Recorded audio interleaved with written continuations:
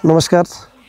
म यो grassroot development क्रिकेटको प्रोग्रामको म फुलबारीको चन्दोदे सेन्टरको कोच।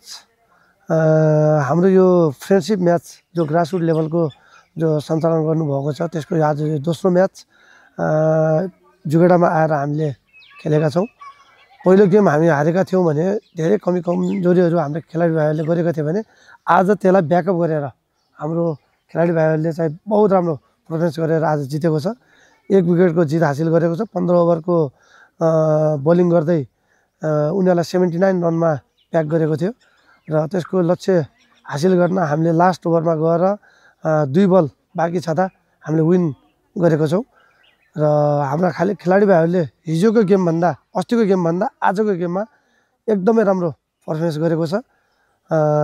यसको चाहिँ यो गेमले सबभन्दा मुख्य तात्पर्य के हुन देखिन्छ भन्दाखेरि उनीहरूले ट्रेनिङ मात्र गरेर हुँदैन, उनीहरूले जो गेम खेल्ने जो आफ्नो मनोबल उच्च गर्ने मौका जो पाएको छ त्यो एकदमै सराहनीय छ। त्यो हामी गोल्डिमर्स टिमलाई पनि धन्यवाद दिन चाहन्छौँ र हामीले यो जो कार्यक्रम जो सञ्चालन गरिदिनु भएको नगरपालिका उपमहानगरपालिका धनगढी उपमहानगरपालिकालाई पनि धेरै धेरै धन्यवाद दिन चाहन्छौँ। यो ग्रासरुट लेभलमा यो नियन्त्रण हुनेछ भन्ने कुरो म प्रतिबद्धता जनाउँदैछु र यस सँगसँगै हामीले महिलाको पनि नेक्स्ट टुर्नामेन्ट गर्नेछौँ। दुवै टिमको मिलाएर दुवै यहाँ हाम्रो यो जुगेडा भर्सेस फुलबारी सेन्टरको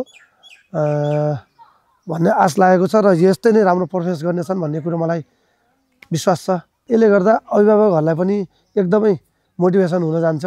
खेलाडीहरूले मेरो भाइहरूले मेरो छोरोहरूले मेरो भतिजोहरूले बाहिर गएर खेलेको छ, राम्रो खेलेको छ, बाहिर गएर पनि राम्रो खेल्यो। अस्ति उहाँ पनि धेरैका गार्जेनहरू आएर खुसी भएर हौसित भएर गेम पुरा बसेर हेर्नुभएको थियो। सँगै उहाँबाट यहाँ गेम खेल्न आउँदा पनि गाडीसम्म पनि आएर छोड्नु भएको छ। खुसी लागेको छ जो कि आफ्ना गार्जेनहरूले जो पठाउनु भएको छ खेल्नको लागि धेरै खुसी लागेको छ। मोटिभेसन गर्नुभएको छ आफ्ना खेलाडी भाइहरूलाई भाइ बहिनीहरूलाई र त्यस्तै साथसाथै महिला हाम्रो लेडिज बहिनीहरू पनि यहाँ हुटिङ गर्न पुग्नु भएको छ। यति नै हौसला बढेको छ कि उहाँबाट यहाँ पुगेर हुटिङ गर्न पुग्नु भएको छ भन्ने यो पोजिटिभ कुरो देखिन जान्छ हाम्रो क्रिकेटमा। र म यो पनि आह्वान गर्न चाहन्छु फुलबारी सम्पूर्ण बासिन्दाहरूलाई यस्तै आफ्ना भाइ बहिनीहरूलाई अझ पठाउनुहोस्, मौका छ, हेर्नुहोस् यो खेल्नलाई अझ बाहिर जाने अफर क्रिकेटमा भविष्य छ।